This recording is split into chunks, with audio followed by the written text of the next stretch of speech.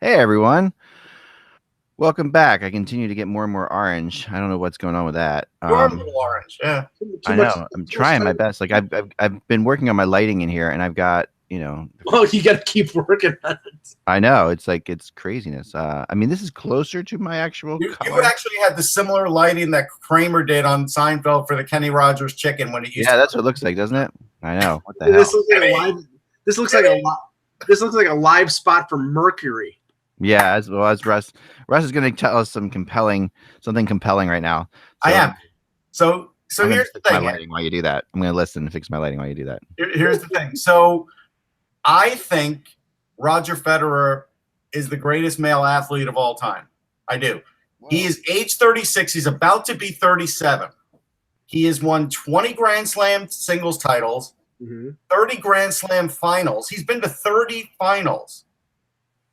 Think about that. Like LeBron James, I think they talked about it because he's been to something like 9 finals, something like that. Yeah. He'll never be to 30. Now, I get it. It's not a team sport, but just hang with me. 10 of those are consecutive for Federer, too. So that's, if you want to play the LeBron game, he's still got him beat there. 43 appearances in the semis. He's won 8 Wimbledons. He has won only one French Open, but it's enough to complete, the circuit. He's the eight Wimbledons is a record. The 6 Australian Open titles is a record. 5 straight U.S. Open titles is a record. He's even right now won 32 straight sets at Wimbledon. And if he gets 34, he will break his own record that he set in 2006. Like, this is full domination by a guy who's about to be 37. Michael Jordan retired at age 37. He's actually retired for a few years and then came back later. Well, the funny thing is that this is the second chapter. He had a lull in between where surgery. Yeah, I mean, well, right. I mean, everybody made a big deal like Andre Agassi he had that run and then he fell off the planet and then he finished. It was like 200th in the world, and then he came back and had a renaissance in his career. Well, Federer had the same thing. People thought he was done 3 or 4 years ago, and I don't know if it was injury or if it was just like him getting in some sort of better shape or a better diet or whatever. But now he's back to being the way he was, and I think it's unprecedented. And Connors was good into his late 20s and early 30s. So, I think Rod Laver's the only one. Yeah, but that's 50 years ago. I know. So, I mean, yeah, you could definitely make an argument. I definitely, and of course this will be it's on sportsology.com. If people want to argue about it, they can go there. There's more info there. I think he's more dominant and having a lengthier dominance than Tiger Woods, obviously. And that's what I did point out in the article. He is doing to tennis what people thought Tiger Woods would do to golf. And now the interesting part about that, and we'll see what Eck thinks. The interesting part about that is he doesn't seem to get that same credit that Tiger Woods would have gotten had he been doing this. Right, he doesn't. I think it's just because of tennis. I mean, I think golf is more. And by the way, the biggest joke that I saw in terms of an event, they're doing a $10 million event between Phil Mickelson and Tiger Woods. Who cares? I don't care. Really? I mean, I love Lefty. He's one of my favorite golfers, and I don't golf. The only thing I watch are the majors. But Mickelson hasn't won in more than a few years. He's getting to the point where he's, getting to the point of being overhill. I hope he doesn't pull a back muscle while he's doing it. Right. Yeah, and Tiger, I mean, please stop this. Nobody cares about this guy anymore. Everybody cares about him, man. His ratings are up. No. We're being shoveled this crap by ESPN. The ratings are through the roof. You can't deny that. Oh, it's the truth. Ratings are high. I'm not going to deny that either. I mean, he has star power. You can't get around that. You can't lie about that. Would be... You've moved from Mercury to the surface of the sun. But Eck, what's your feeling on Roger Federer? Do you have one or no? No, I do. I think you're pretty much dead on. As far as athlete is such a vague term, but it's worth a debate, for sure. It's like there's no question. Like you have, the most dominant, you could say, for sure. Mm-hmm. You know, most dominant athlete. I mean, how do you? Serena Williams, and that's why I said male, because if I start breaking down Serena Williams, she might right. be No, I mean, the most dominant male athlete. Yeah, you can make a good argument for that. You know, I don't. You know, I think that the best athlete is such a tough one. Well, I'm just saying athlete because, like, how else am I going to term it? Because he's in a singular sport, and so the point that I bring up about that is sometimes teammates help you. Most of the time, they do. When it's a singular sport, it's all on you. You have a bad day, it's over. Right, exactly. Nobody's picking you up. And tennis is such a I mean, anybody who's played tennis, a hard sport. It's a hard sport, and it's like golf in some ways because it looks so simple, it acts so simple, and yet you can hit the ball 100 times over the net, and then you can see if under pressure trying to put something in can be really hard. Yeah, I absolutely, and this is in hockey circles. This is blasphemy. I absolutely hate golf. I can't stand simply because I have tried it a few times and I suck.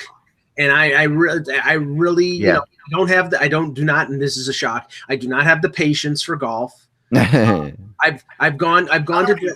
I admit it. I think it's ridiculous. I've gone to driving ranges, and you know how the driving range is set up where it's like a semicircle. I was at the one end of the semicircle and hit the ball, shanked it so badly that it almost hit somebody at the other end of the semicircle. So I am not going out on a course unless I'm playing with somebody else's clubs, and they don't mind if I break them, because I probably would break them. Well, I've often said that I think golf's major popularity is anybody could walk on the golf course and at least attempt, even at the age of 70, 75. At the age of 70, 75, you're not playing tennis anymore. You're not playing most sports anymore. But golf, you could at least walk out there, take a golf cart around, and hit a ball around. And I'll tell you what I think golf's major popularity is. I disagree with you, but go ahead, Mike. Okay. And the only other thing that I think, like bowling, it's the only sport that you can participate in and drink at the same time. I really think that's the center of the popularity of golf. Well, it is for most people. It isn't for the pros, but when the pros go in the clubhouse after a game, oh my God. Yeah, no, it's I mean, because it's god awful boring. I mean, no, I mean, to me, the popularity in it, and this is going to sound crazy and sound and I can't, like I said, to me, when I played it. And I've gotten into it in a couple of summers. I have gotten into it a little bit where I played a couple times. I'm terrible at it, but when I have gotten into it, I'm like done after 9 holes. It's really just because I'm not that good. So it's for me, that's, probably taking like 52 shots or whatever, 55 shots. I'm shooting in the 110s, 115s. Yeah. So I mean, 9 holes to me is, that's a pretty good score. 110, 115 for a layman is a good score. Yeah, I mean, that's what I was doing, but I'm not. I mean, that's at my best. Okay, so yeah. So DB in the chat room tells me old people play tennis, but it's just not as fast. But that's my point. Like golf, there's no speed to play at. I think the golf, the appeal of golf. I think the appeal of golf is for men who don't want to be around their wives. Well, definitely wives and kids. No, Eck is a. No, that's true. That's true. Isn't that true? Yes. Like this, because this is something that you're going to do for a very long time. Yes. And when you're retired and people are, your wife's home and stuff like that, and you just want to, I'm going to go play golf. That's something that tomorrow. Yeah, that's a whole day. That's a whole day. You're gone. You get up at 6 a.m. You go to the course. You go to the clubhouse after, and you come home. You stagger home. Oh, yeah, you're done. I mean, and everybody understands that golf takes a long time to play. And that's ready for a nap. Yeah, I mean, and I really think that is the major appeal of golf. Like, it's part of it. That's definitely part of it. I mean, and that's a horrible thing. I mean, it's a horrible thing to say because there's some great female golf players too. Maybe want to get away from their husbands, but yes, I just think that exactly. I think the idea, it is intensely boring. It is incredibly frustrating if you're good or bad. I think because if you're bad, you feel and you're playing with good people, you feel terrible. But and final thing, because I'm sure people want us to get talking about hockey. Yeah.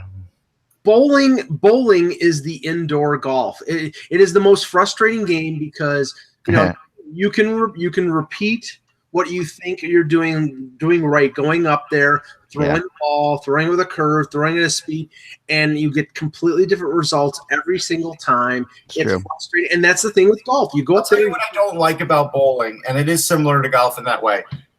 I know I'm a better bowler if I go up there and I do the exact same thing every time, but to me that's completely boring. And what I hate about a sport is that, or if you want to even call it a sport, that's what I hate about it, because like you play something like hockey, different things are happening all the time. Even in softball, different things are happening all the time within the field, and nothing different is happening if I'm walking up and doing the same thing to achieve a certain score. No, you're really right. You're really true about that. And that's absolutely the case. And it is crazy how, I mean, but bowling, I mean, and both are true that we can get streaky on both. You know, you can get really streaky in bowling.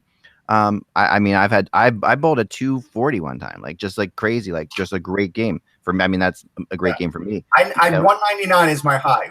Yeah, 240 was my high, and I was just on. I don't know. I just got in a zone, and I'm not like a crazy, and I don't know what I'm doing, but I just got in a zone where I just couldn't miss. But you drank when you bowled most times, right? I did. But I don't drink at all, so you know. You don't drink at all. There was never a time. Okay. No. Come on, there was a bottle of Bailey's in his bowling bag. Oh my God, when I was in a bowling league. That's it, man. For me, I had Bailey's this past weekend on the 4th of July. There you go. And the one rumor I posted, you could tell. It was just, I had like 25 typos in a small rumor, which was just. But you could tell that I was baking on the beach, completely exhausted, and drinking a Bailey's slushy. So there you go. That was it. We used to go through pitches of beer in our league. Yeah, you see, that's the thing. I don't drink, so. And I won most improved bowler one year. Oh, there you go. All right, that's closer to my regular color. That's a little better. Yellow. I don't know. I'm trying to make it. I got a camera. Let me see if that focus. There you go. All right, let's give that a shot. All right, let's go. All right, here we go. Hello, Hockey World. It's Monday, July 9th, 2018. I'm Michael Agello. I'm Russ Cohen from Sportsology.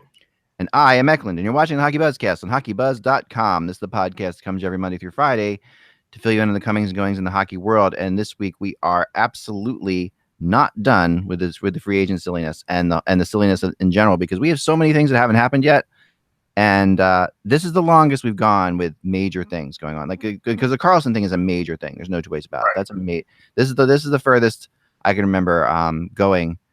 And it feels as if the Karlsson thing isn't coming to a resolution anytime soon. It just has that because it doesn't have to, so they don't have to do it, right? Well, that's the debate, and that's what I want to bring up. Do they have to do it, or do they not have to do it? Because they don't. They have to do it. They don't have to do it. They're saying they don't have to do it. I mean, they don't have to do it contractually. You're saying they have to do it, Mike, because of the team, but they've got a lot of time before the season starts. Right. I'm saying what I'm saying is they don't have to do it contractually because he's got another year, and they could wait until the trade deadline. But if you're talking about getting the most bang for your buck, it's now, because you can fit that $6.5 million salary under the cap for the team that trades for him this year, and then you give yourself a year buffer to prepare for whatever you're signing them for if you're extending them. Now, it also opens up the potential of, somebody who just wants him as a 1-year guy rather than to re-sign it. Whereas if you trade him at the deadline and he's unsigned, you're just going to get the normal or a little above normal rental price. So I think you have to move him now. And there's just too much stuff going on there. They need to clear money. They need to sign Stone. They need to sign CC. They need to move on, because this is just an ugly situation, and it's going to get worse if he stays. Well, I agree. I mean, there's definitely a point that can be made that they have to move on. That they have to getting this done as soon as possible would be great for them. Although getting it done if getting it done as soon as possible means they make a terrible deal. Well, no. That's the problem, right? So that's where they're sitting right now. They don't think that the deals, offers. I've been told that they don't like the offers at all, and that Tampa has been really. Tampa is really pissed off, and I was told Yzerman is really angry. Oh, I'm sure he's angry because he wanted this all sewn up. He thought he had it, and he did. Yeah, he did think he had it. Happening? I'll tell you what I think is happening. I think Dallas has moved off not trading Heiskanen to the point where they're at least discussing it and seeing if it works for both teams. And I think that has thrown the wrench in the works for Tampa. And I think that's why Tampa's mad. I don't have any inside info. It's just a gut feeling. All things being equal, Dorian wants to trade Karlsson where he doesn't face him more than once a year. So that gives Dallas and Vegas and whoever else in the West is interested a leg up. And if Yzerman's pissed off, he's pissed off because he's been used. Then Tampa feels as if, and I'm not saying we're not going to see like a Bertoluzzi, press conference, whether a deal was made or not. Like, this is not Eric Lindros. Oh, Eric, yeah. But but Tampa feels close to that. I was told they feel as if they had something pretty much set up here, and they felt like it was done, and now it's not, and it's definitely not done. I mean, it's more than not done. Well, Yeah. I go back to the Hoffman situation. There is an Atlantic Division tax, and maybe Yzerman believed that he was paying that tax to get Karlsson. But if Heiskanen is available with Dallas, that kicks it up a notch, because then you're getting somebody who could potentially replace Karlsson a few years, and not as good, but somebody who's a legitimate top pairing prospect, Right? It gives you something in the deal. Or if you get Brandstrom and somebody good like a Shea Theodore from Vegas, that might be some direction they're going to go. But yeah, I mean, all things being equal, they don't want to trade them inside their own division. That's why any talk about Toronto, I laughed at, because there's no way in hell that the Ottawa Senators are trading their best player of their franchise history, to their mortal enemy. No freaking way. Yeah, it certainly doesn't seem like it. I mean, and you're right. There really doesn't make any sense. There really isn't a deal there to be made based on, what Ottawa wants, and but more than that, it's just basically the idea of trading to Toronto. You're correct. I mean, they don't want to trade to Tampa either, but the Tampa deal was close enough that I think Tampa felt like it was done. And I think that what we saw last week, was a reporter reporting something that was legitimate, that he was legitimately told that it was done. And I think that that's an issue, right? So that when it comes down to it, Tampa right now, I was told, is going to make one more pass at it today. I talked to somebody last night over there, and they're going to make one more pass at it today to try to see if they can kind of salvage this. But if it doesn't work, don't be surprised at all if we see, Tampa just fade away and move on to other things. Like they could absolutely go away quickly. Yeah, they have more plans for free agency. They're not going to wait forever, right? Right. And I mean, this is not something they have to do. Like they're not in a position where they have to make this trade. They want to. Like, they know if they get Karlsson, their chances have increased to win the Stanley Cup probably 30%. Oh yeah, no, and they're going to keep battling it. You're talking about having a top half of your defense core being McDonough, Hedman, and Karlsson. I mean, it's insane. So yeah, and like I said last week, it counters the move that Toronto made with Tavares. I mean, then I think you put Tampa back. I mean, I think Tampa is probably on equal footing with Toronto right now in the division with Tavares signing there. But if you add Karlsson and you don't give up a ton in terms of players on the roster to get them, then Tampa's back to being the presumptive favorite in the Eastern Conference. Yeah, I mean, there were some people that said, has there ever been a potential better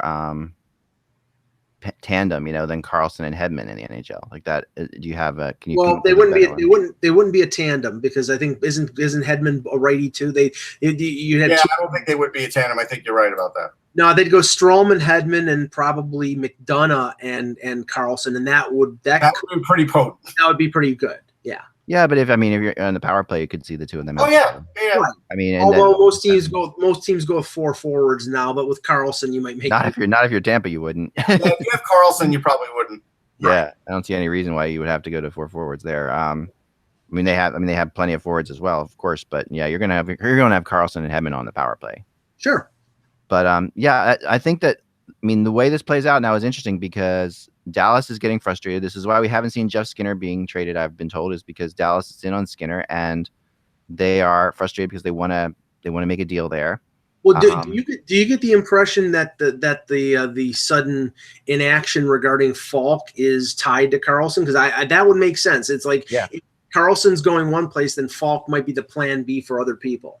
Yeah, I think that's very possible. I've heard Tampa tied to Falk at some point too, so that's a possibility, right? I know that Skinner is tied to it at least to one team, and I think that's the only team that Skinner is tied to. I don't think Carolina would trade with Tampa. I don't. Yeah, I mean, I don't know. You never know, right? I mean, Skinner has also been linked to Buffalo today, and I've seen that today, so that's a possibility. There's a lot. I mean, Skinner's got a lot of friends out there. So the problem with that is, I could see the linking, linking anybody to anybody. If I'm Jason Botterill, why in the world am I getting a guy with 1 year left? Yeah. Not like Buffalo's a destination yet. It's not. Right, and he could very simply say, "Well, I'm not going to sign an extension." Right. And I'll play for you for a year. It's close to. There's nothing to rent him for. They're not. Right. They might ask They're for not a legitimate playoff. They may be asking to talk extension. That's possible too. Maybe possible. Well, you would do that. I would think that would be a common course of action with Jeff Skinner. I think you would want to talk to him before you make the trade. So sure. And I don't think he'd be the right guy there. Yeah, I don't know. And why wouldn't he be the right guy in Buffalo? Because they need a lot more pieces, and if you're signing him to a 5-year deal, you'll probably wait until year 3 to be very competitive. Honestly, even after the trade of O'Reilly, the Sabres' strength is up front, and their weakness is depth on defense and goaltending. So adding another winger when you've added Sobotka and Berglund, you've got young guys, like Baptiste or Bailey or Nylander coming up in the organization. You really don't need another guy who's sort of a 1 year rental who may stay or may not stay. If you're going to do that, you'd probably be better off bolstering their blue line. Now they signed Dahlin this morning, and they got that out of the way. But if you look at their defense, other than Dahlin and Ristolainen, I couldn't bet on Zach Bogosian staying healthier than 30 games, and then the rest of it is Jake McCabe and a couple of. There's a lot of question marks on the blue line. There's a question marks about Ullmark and Hutton in goal. So I don't think Skinner makes a lot of sense for them. Unless they're clearing out unless they've soured on a guy like a Pozo and they see an opportunity. I don't think they have. Right, I don't think so either. But I'm saying that would at least be understandable. But I don't see them wasting the assets to get Skinner unless they think Skinner is a long-time solution, and I don't see that. So I think he's still young enough that he could. I'm not giving Skinner 7 years though. There's no way. Yeah, it depends if Skinner's going to get 7 years or not. I don't know. I don't think he will based on his concussion history. Yeah, I don't think he will either. 5 years probably. Yeah, I think he's more of a solution like that. All right, so that's Karlsson and to a degree Skinner. Karlsson. A couple of other things was Karlsson. Apologize, turn my phone off. I'm getting texts like crazy about Karlsson as we speak. Actually, while you're reading the text, I wanted to mention one thing that I've heard about. The conspiracy theory on the Leo Komarov signing. I'm not sure if we brought it up on this show that basically this signing is after a couple of years he'll just go back and play in the KHL or there'll be a lockout. And this is similar to the Kovalchuk contract, except it's not as many years with the Devils. And I don't know, are people just saying that because Lou did it once before, so he's going to do it again? No, it's the structure of the deal, Russ, because I know I mentioned it. I can't remember where I did, but I'm not sure where you did either. That's why I said. But if you look at the contract, I think it was 4.5 the first year and over 3 the second year, and then it's under 3 the last 2 years. And he's 31 or 32, so there's no 35 and over problems with this deal. And like I said, Komarov has gone to the KHL a couple times. He was not expected to get anything more than a 1-year deal to go back to Toronto. So the fact that he got 4, I know people who are just absolutely stunned, and it would make perfect sense that he could play here for 2 years and then go to the KHL, and there's no ramifications for him, and there's no ramifications for the Islanders. Right. There isn't.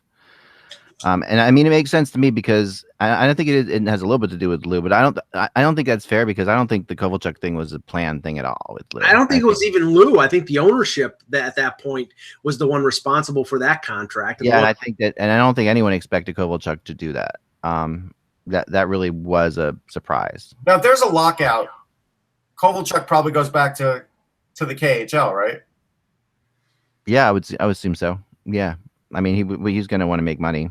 So he probably when he got his deal, they probably didn't give him a lockout-proof deal because of that. I would think with the Kings. Right. Well, no, but he's a 35 and over contract, so it doesn't matter if it's lockout-proof. That's true. Yeah. Maybe that third year, it's heavy bonus. I'd have to look, but yeah. That's a good point. All right, I had promised people we'd talk. Let me finish with the Kovalchuk thing for 1 second. The Rangers and Kovalchuk, right? That's something else that keeps coming up. Still, not the Rangers and Kovalchuk. Sorry, the Rangers and Karlsson. I apologize. Too many things going on at once here. Rangers and Karlsson and what's been happening there. And the fact that the Rangers are still in play for this, which I think they are. And I think if Tampa pulls out, I think you'll see a couple teams shoot into this that necessarily weren't in it before. Because I think Philadelphia still wants to be involved in this. I think the Rangers still want to be involved in it too. Yeah, but Philly's going to come up short on assets they're willing to give up. That's where Hextall will come up short.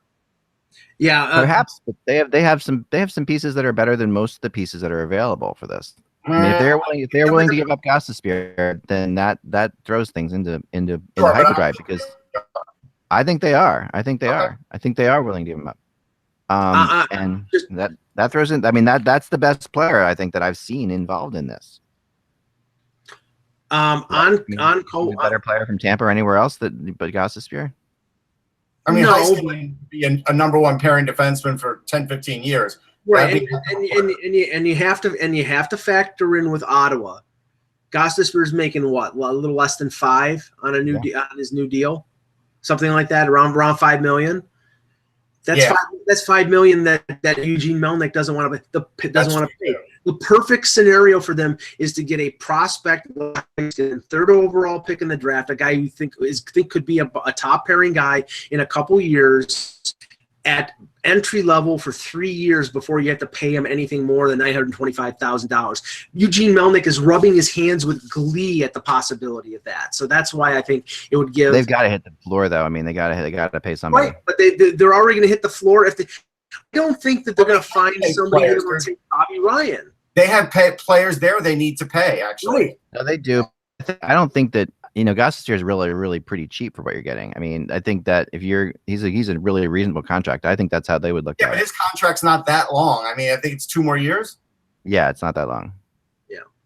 Just on Kovalchuk, what I was talking about, he's getting paid almost $14 million in signing bonus the first 2 years of that deal. So it's almost all of it. So it's front loaded, and he's getting all of it up front. Man. So it's basically lockout protected in a sense. He's getting paid forward.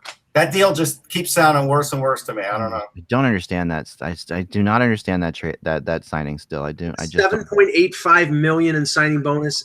So he got that right when he signed the contract, and then 5.3 next year on July 1, and then nothing for the third year, and the base salary goes down from 8.5 to 6 to 4.25 in the final year. So that's a lockout protected contract basically. Yeah, I guess so. I mean, I don't know.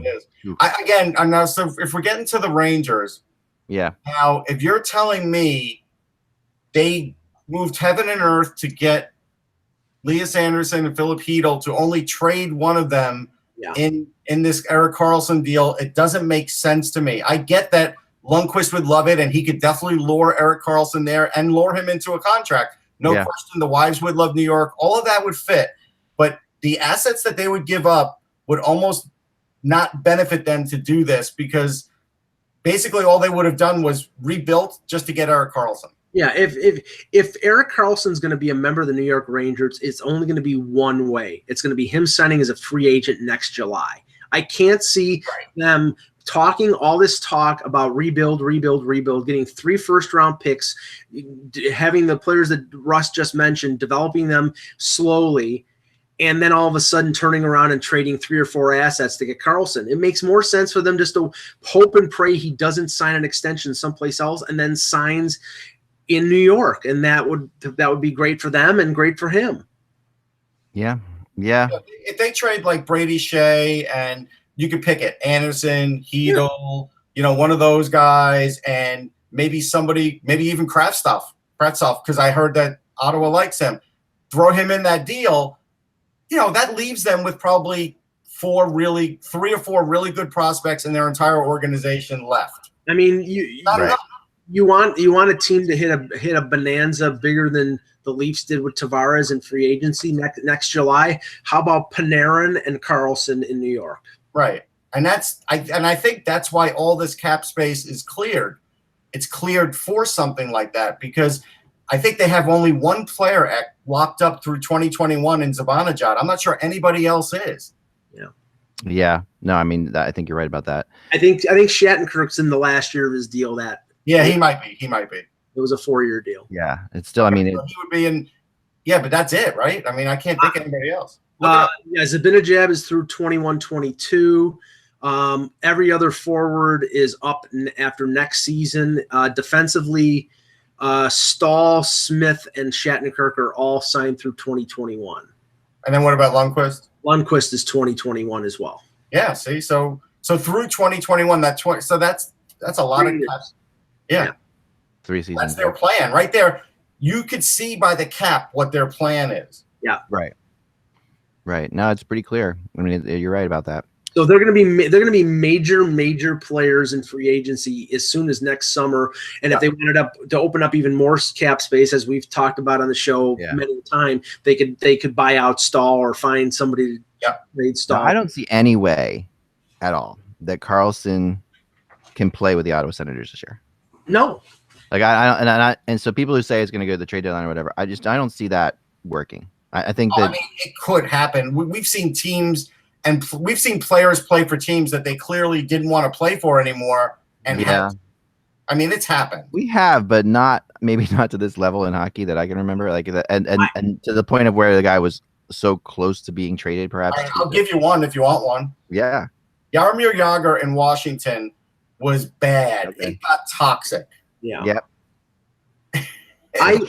I think that there are enough general managers out there salivating at the potential of getting Erik Karlsson that it'll drive the price up enough that he will get moved in the next week to 2 weeks. Yeah, somebody's going to, and I think I wouldn't be surprised if it was a new player. Like I think that I'm not convinced that the Vegas thing is that strong, and people, I have different opinions. Offer, you mean? Yeah, the Vegas's desire is that strong. The desire, okay. Like, I think that it was stronger actually at the deadline. Because the price at the deadline, and at that point they could sell getting him for like a year and a run rather than the talk of extend. The problem here is the extension talk. I mean, if he's got to agree to extend with somebody, and he's not only agreeing to extend with Tampa right now, so that's right. So I mean, what has to be going on in the mind of Pierre Dorian is, okay, am I willing to take what is considered the high rental price? Right. And I think at this point he might, because I mean, Tampa is not paying what he thinks is the worth for Karlsson on this year plus 8 years. Right. Then all you're going to do, you're better off. The highest rental price you're going to get is now with a full year rather than 20 games at the end of February, which is what he would be if they traded him at the deadline. So, right. So I mean that might be what Dallas and Vegas and a few other teams are battling over, is that 1 year rental price. And I like I said, I give Dallas a chance here because Mark Mathot is there, and that's his old defense partner. There will be a level of comfort at least going there for a year. I don't think that's as strong as like Lundqvist. Like I think that's like the thing. No, but it is a level of comfort. Here is something. Too Dope in the chat room reminded us that Roberto Luongo in Vancouver was pretty toxic. Yeah, that's true, and it's amazing because like it was toxic until they traded Corey Schneider. Remember that was how because we all thought that Luongo was going to get traded at the moment that Corey Schneider was traded. So that was pretty bad. That was really bad, especially remember the wasn't. Well, that's why I can say that it's never say never. Like, but there was but that was reconcilable at the end of the day. I mean, maybe you didn't think it was, but it did. It did reconcile. I mean, eventually they still traded him, right? But there was They got nothing for him. They got nothing for him. True. I mean, this is the thing about Karlsson, and I still think Colorado is going to be a player in this. I really do. I've heard about that a couple times, and I just don't. I'm not surprised at all if that draft pick somehow finds its way back to Ottawa. The draft pick that Ottawa is scared.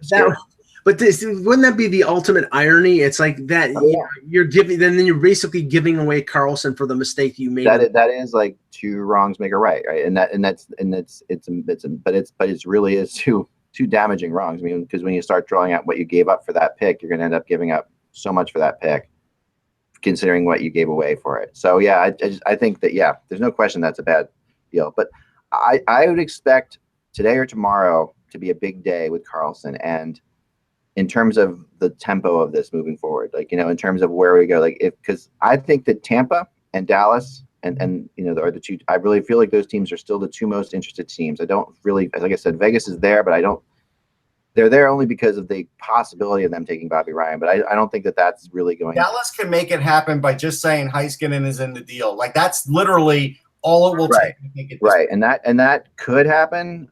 Jim Nill is not necessarily. Jim Nill is really crafty, as you know. Like he's very good. So yeah, but Russ, the only thing is, them giving up Heiskanen, they're not going to do it unless they can get him locked up for more than a year. I don't think they're going to. I don't think they're going to roll. I don't think they're going to roll the dice on a 19 and giving up a 19-year-old. That's like Larry. That's like Jeff Bagwell for Larry Anderson. That's have to agree to an extension. But, I'm assuming at this point anyone with Karlsson is getting an extension. But here's the one thing we did learn at the draft, Mike, that players like playing in Dallas. Yeah. There is a family atmosphere there. We saw that even with just the workers there. Right. That one worker that we met outside, she was also inside. Jim Nill would walk up to her before the draft and talk to her for 10, 15 minutes, and so would every player. So, like, they all enjoy playing there. So there is a positive aspect. It's a very friendly atmosphere, you know. I mean, Bill Meltzer, who covers the team, who lives part-time in Dallas, down there with us, you know. And the weather is much more pleasant in December and January than it is in June. Yeah, I mean, the travel's horrible, but, you know, that they definitely have to fly to every game they play. But besides that, you know, it is not a bad place to raise children. It's not a bad area. It's got a really thriving youth hockey program. So, you know, which has really been that they've done it better than almost anybody. Nashville's done a really good job too, but the youth hockey program in Dallas is really exemplary. That's what I remember about the first All-Star game I went to in Dallas was seeing the youth hockey program around there and how they showed us what it was going on, and it was unbelievable. Like, I just want to tell this one guy, Sneck, who popped in the chat room and he wrote "sports are lame," and then he goes, "Oh, I'm in the wrong stream." I just wanted to let him know he is lame. Oh man, nice day. That is lame. So we promised to talk a little bit about Montreal today because I've gotten a little bit tired of Montreal bashing, and I know that there's some reasons for it. I know there's some, and believe me, I understand as like a closet Canadiens fan, which I am. You know, they've been my second team my whole life. That you know they've made some serious mistakes. I'm not a big fan of the trade they made for Domi. But at the same time, I'm starting to hear crazy things like Shea Weber and Carey Price are not tradable, which I think is absurd. I really can't trade Shea Weber until we know he's healthy. So that's right. I mean, Shea Weber is not tradable right now because of the injury. Let's take that off the table for a second. I hear, and you know, from very good sources that this is going to be a long recovery, but he is going to be healthy. Okay, so right, and that, you know, and here's an athlete who's in incredible shape and everything like that. So we have no reason to think that he's not going to be healthy. But you have to factor in the fact that he's in his early 30s, and that he started to show signs of slowing down even before the injury took place. I mean, he's still a great defenseman, and there are a number of teams that would take him if the contract didn't run to 2026. Yeah. But here's the contract though is really interesting. I want to go through the contract for a second because I was looking at this. I'm like, okay, so his signing bonuses are done, right? So he I was looking at the actual contract itself because, you know, the breakdown of how it works. His signing bonuses are done. So like last year he got in 17-18 he got $12 million, $4 million which was base, $8 million was signing bonus. This year the signing bonuses are gone, so he's a straight $6 million. Right. And the way it works is $6 million for the next 4 years, then $3 million, then $1 million, then $1 million. That's his contract. So he is, as you know, so it sounds like Nashville is going to get stuck with about $5 million in the end. Russ, if he retires in the last year of this deal because of cap recapture, they get hit with a one-time charge. I think it was $24 million. Well, there's only 5 on the deal. Why is it $24 million? Because it penalizes them for a cap circumvention deal. That's what this is. They make it hit with that. This was the last deal before everything went crazy. Remember, this is the Flyers signing. Right, this is the Flyers deal. But it's what was it? 14 season? Yeah, 14 years, $110 million. So if he retires. So we know what's gonna happen here. What's gonna happen is he's probably gonna the last 2 or 3 years of the deal. There's gonna be some injury where he's gonna be on LTIR wherever he is, and that will alleviate Nashville of any kind of penalty. Or he gets traded back to Nashville, which is what I heard. Traded back to Nashville and just never play. Yeah, right, exactly. So, but that's what I think will happen then. You had a cap hit of 7.8, you know, but an actual salary of 6 for the next 4 years. So you're looking at 24, 27. $30 million over the next 8 years, basically. That's exactly what you're looking at. $30 million over the next 8 years, which is he's not going to play 8 years, but right. He'll have another 4 or 5 good ones. Right. And it's the $6 million defenseman right now. He's way better. He's way worth being a $6 million defenseman. And it might be an asset that they can move. I'm not saying that once the injuries are clear, it is an asset that can be moved. He's a big right hand shot. He's a tough defenseman. I could see Montreal maybe shaving $1 million or $1.5 million off of the deal and trading him someplace and they get something. Or he could be in a Seattle uniform. Or right. Well, I'm not sure if he's got the no. Even though he got traded, does he retain the no move clause? No, he doesn't. So he can go to Seattle. He can go to Seattle. Yeah. Right. He could be left unprotected, right? And that would be a great move for Seattle to pick him up. And I don't think Montreal would let that happen. I think Montreal would move him before that happened. Well, maybe, or Seattle picks him up and flips him like Vegas do. Yeah, I don't think. I mean, I think that if teams learned anything, like Kevin was always saying, this Shea Weber will be traded. He will not be picked up. Like because Shea Weber is too good to be picked up. And there are teams out there that look at him at $6 million and one of the best power play guys, great leader in the room, great. There's a lot of things that he brings in. That. But I'll tell you why I don't believe he or Price will be traded, and I think that's because ownership needs a couple of marquee names to keep getting the fans to show up because there's a high ticket price there. And even though it's Montreal, they haven't had a lot of winning. And if all of a sudden you've got no names in Montreal, that's going to spell trouble with attendance at some point. You'll never have attendance issues in Montreal. I mean, even if they're full, they won't have the full force of the fan base buying stuff or anything else. That's true. The tickets will be sold, but they'll be outside. It could be empty, but in the times too. But tickets will definitely be sold. But you're right. As far as there is a huge other market, and there's the huge television market. And I don't know where number one. They used to be number one in sweater sales, right? In jersey sales. I guarantee you, they're nowhere near that now. Yeah, they're not. But I do think that Chicago actually is number one in sweater sales. I heard still, but the thing that is amazing is that they have, and I don't know what's up with they have more people watching the Canadiens than almost every team put together combined. There's this crazy number of people that watch the Canadiens. This is taking out obviously like some other big teams like the Leafs, but the Canadiens have 2 networks that are covering them full time, and it's just they are. I mean, I remember one time hearing something. It was a crazy stat. I was talking to somebody from NBC, and they said the biggest thing that NBC could put on the air was like a Flyers Penguins game on a Wednesday night, and they would get something like 400,000 people to watch that, and every Canadiens game is watched by 2 million people. Like some crazy statistic. Okay. Yeah, I'm going to give you the top 15 jerseys. You're going to be surprised at this. All right. So, and this is through October 2017 through April 2018. Comes right off NHL.com. Okay. Number 1, Austin Matthews. Not surprising, or maybe surprising that Sidney Crosby is now number 2.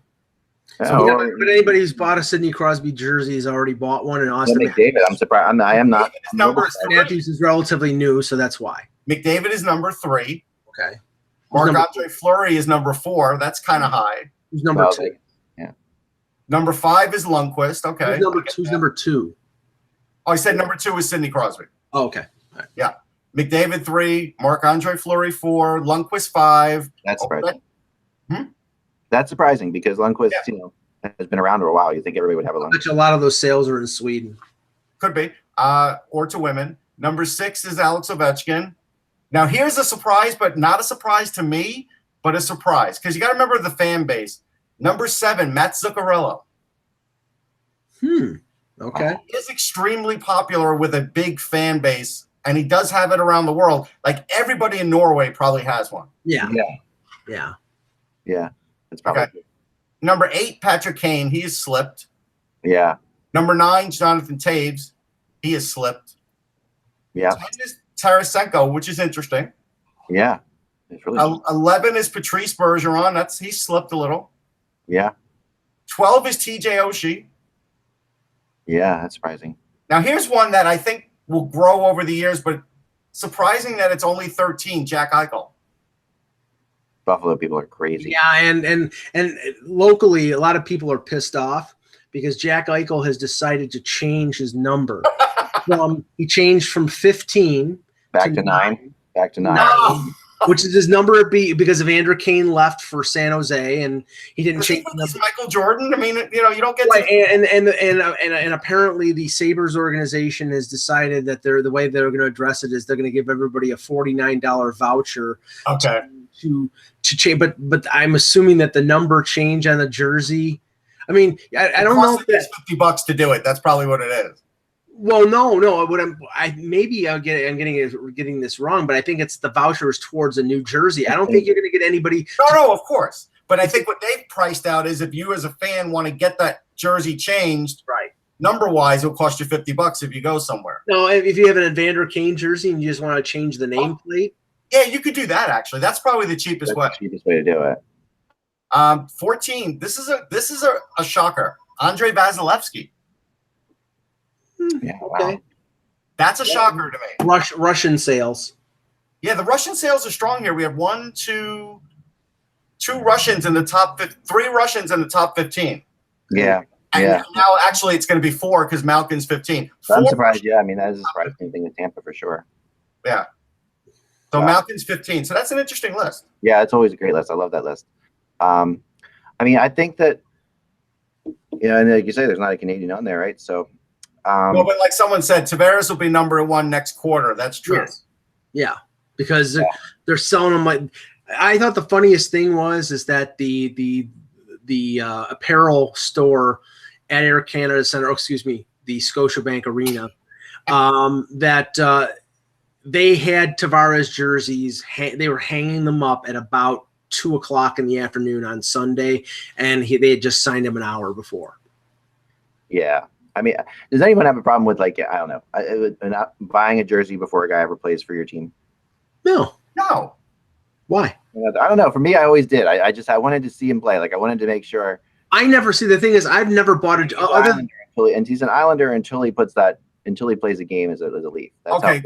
Here's where I draw the line. Like when the Mets made a long-term signing of Jason Bay, I never believed in it, so I would never buy a Jason Bay until I saw how he played, and he ended up being a stiff. Because he was a long-term contract. That's one where I get it.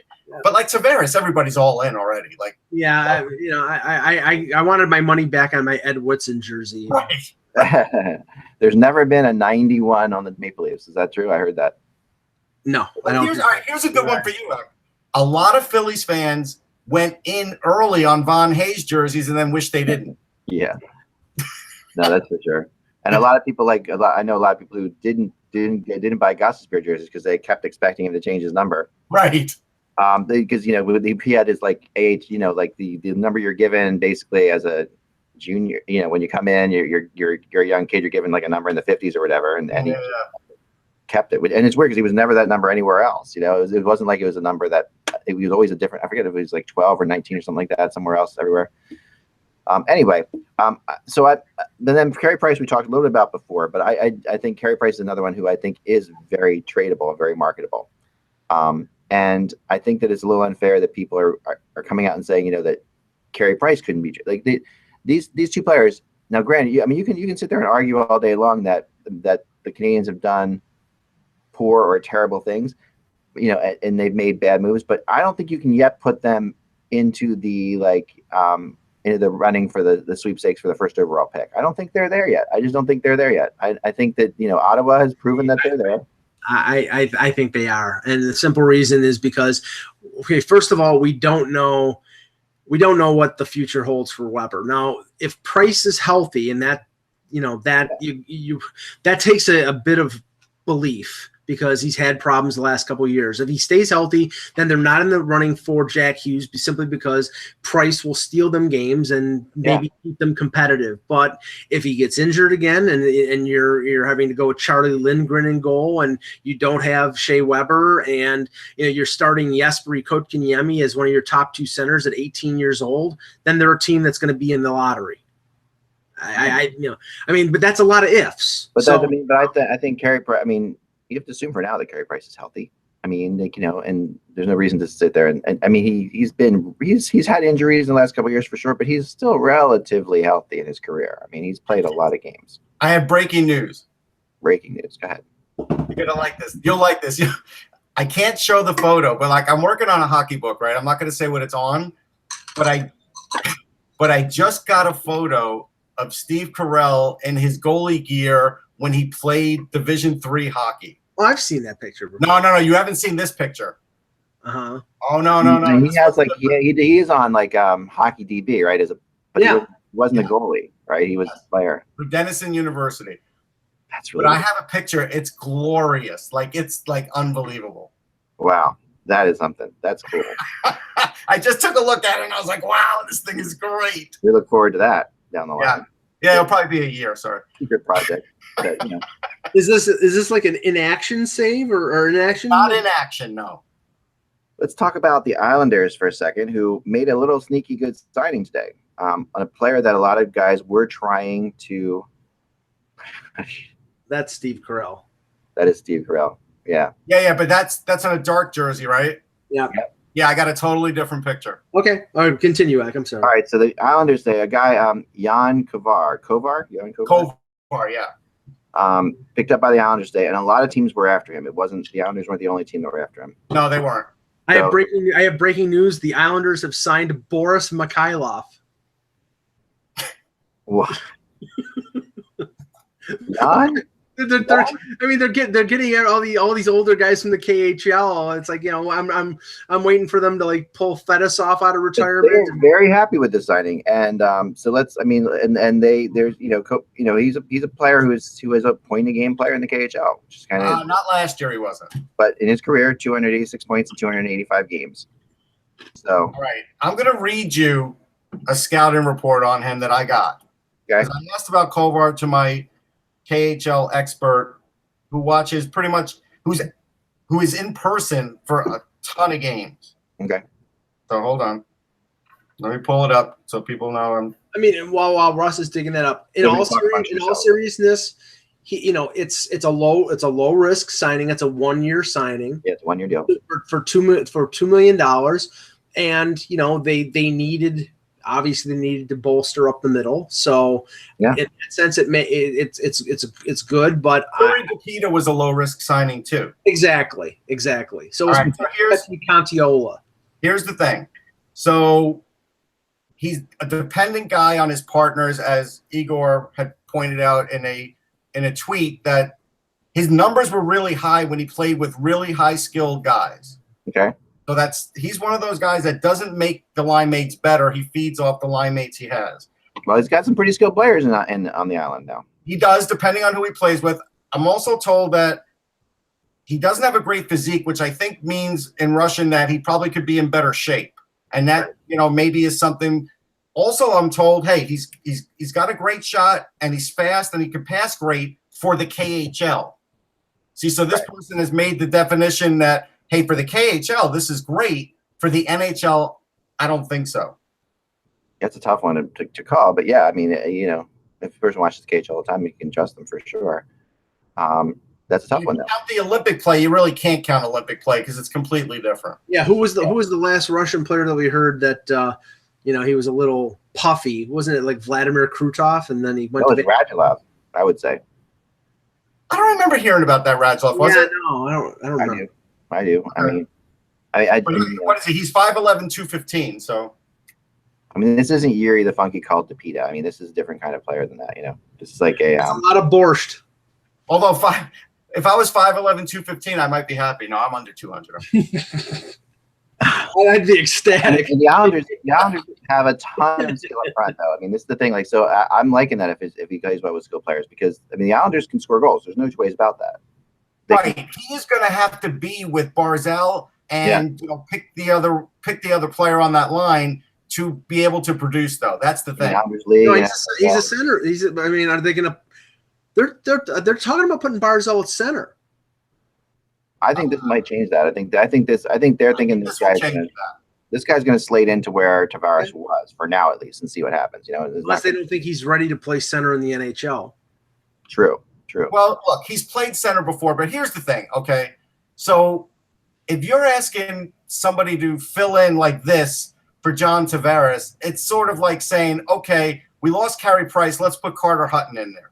Right. That's what you're No, I know. I mean, you're not going to replace Tavares, but you have to at least put somebody in there who can play, who can bring. No, but this is the point of the Islanders lineup is they are now, if you're an Islander fan, you could see clearly what the future is. It's a complete rebuild because now everybody's getting signed to one-year deals. Yeah, great. You've got the best fourth. You may have the best fourth line in hockey now with the reuniting of Martin, Cizikas, and Clutterbuck. But what's your number one line? What's your number two line? That's the problem. You don't have a number one center anymore. I think Barzal is a great young player. I think he's going to be really good the next few years. But there's more pressure now on Anders Lee, on Bailey, on Barzal to pick up what is been left behind because Tavares left, and that's a tough task. And I don't think that Lou has really addressed it. What he's done is he's plugged holes with veteran guys. Great. That doesn't mean address it as much as you can. I mean, you can't really address it. All right, here's what I'm going to say though, and I agree with what you're saying, but here's what I'm going to say. Back in 2009, I went over to Canada to scout Tavares, and there was a lot of discussion. Who's it going to be? Is it going to be Tavares or Hedman, right? And a lot of people disagreed with me when I said it's Tavares all the way, whatever. But here's the thing. When I wrote an article and said John Tavares will change the complexion of the Islanders forever, it was pretty much true until now. That was. Now you're hoping you could get Jack Hughes to do the same thing. But if you're an Islander fan, if you don't get Jack Hughes, then what? You got a good draft this year, but you didn't get a guy who's a top 10 guy in the league, even in this draft. And I love Oliver Wahlstrom, but I don't think he's a top 10 guy in the league. Is there any chance Wahlstrom plays this year? No chance. No chance, right? No. But here, I'm just saying, so you look at all these things and you say, even if you get Jack Hughes, the Islander fans have seen this before. Like, they had that chance with Tavares. Just think about when you get a guy like that, and now it's essentially been squandered. Yeah, no, I mean, that's the reality of it, right? You can't get around it. I mean, so now you're back to, hey, we're going to go for Jack Hughes, and now the team you look at this year, with the exception of Barzal and maybe a Hosang will make it, and Bavolier, there's still not a ton of guys that you're looking at for the future. Pulak, there's probably 6 or 7 guys, but the rest are going to be one-year plugs. This is a better team, though, than the team that drafted John Tavares. Well, that's not saying much. No, but I'm saying that let's look at that. It's probably true. I mean, you have more. You have a brighter future with Barzal. Just with Barzal by himself, you have a better future. Okay, but we have to see what Barzal looks like without Tavares too. With Tavares and Barzal, they weren't a playoff team. So right. I don't see all of a sudden the addition of Leo Komarov, Matt Martin, and Valtteri Filppula makes up for Tavares, which means they're not a playoff team.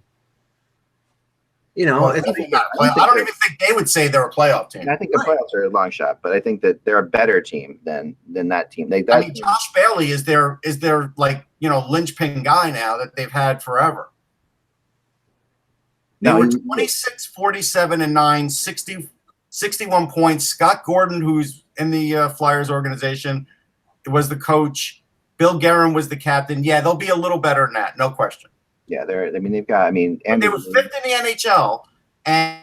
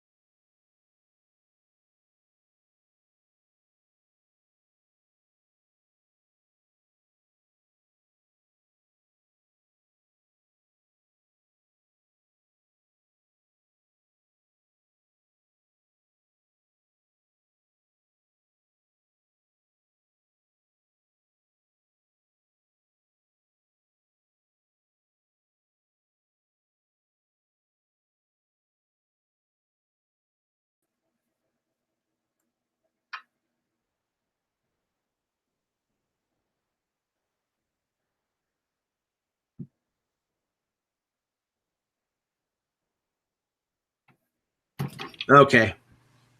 We're back. I don't know. I don't know what happened there. We just you froze and Eck dropped off.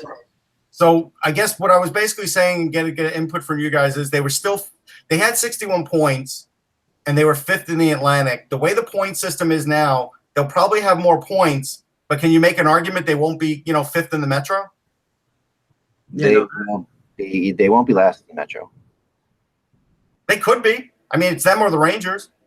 Don't you think Carolina's worse than them? I mean, no. They'll be better than both those two teams. Carolina's got a better defense than both. Think Carolina will be better than both the Rangers and the Islanders? Yes. No way. Oh my gosh. Holy cow. Not a chance. No. I mean, if Neckish comes to the NHL and plays, Mrazek and Darling, folks. I know, but you're talking about Aho, Stahl, and Neckish as your 1, 2, 3. That's a wonderful 1, 2, 3. They need a winger or two, especially if they trade Skinner. Their defense is deep. If they trade Skinner and they trade I mean they have Hamilton. They're battling the Islanders for that last position in my mind, and I think the Rangers are ahead of both of them. I don't think so. I think people are. I don't know. It's so easy to underestimate. I mean, the Rangers, all you have to have is one injury from Lundqvist or one bad. That's of course that's true with anything. But if you can't assume injuries when you do something like this. Like when you go through this kind of exercise. So even with a healthy Henrik Lundqvist this year, they didn't make the playoffs. They were better than the Islanders, and they've lost parts. They've lost JT Miller. They haven't had Rick Nash. Yeah. So where exactly is the offense coming from? No, I mean I see it. I mean I see that they're a drop off, but that I think that Carolina is in total rebuild mode where you have the Rangers are not yet. No. Carolina will have more scoring than the Rangers. They'll score more goals than the Rangers. But they'll also give up a lot more goals than the Rangers. They'll give up more goals probably, but I mean, Lundqvist in and of itself, Lundqvist puts the Rangers ahead of the other. If you look at those three teams at the bottom of that, I'm not sure about that this year. Here's the funny thing. I covered the Rangers when Mike Richter was there. Mike Richter was still playing really well, and there was nothing he could do with a snowballed bad team of veterans that were not any good. Now Lundqvist has a team that's opposite of that, of youngsters, and you have, their defense after you get past the top 3 is bad. You're hoping for Brendan Smith. You're hoping for Mark Stahl. You're hoping for, yeah. I mean, I know that, but I think, this is a debate we can hold on to till tomorrow, but we do have to get going. I mean, it was a quick show as always. Thanks so much for so many people watching. We really appreciate it. We're still here, and I know that hockey fans, that's what I love about hockey fans. They still want to talk hockey even though it's summer.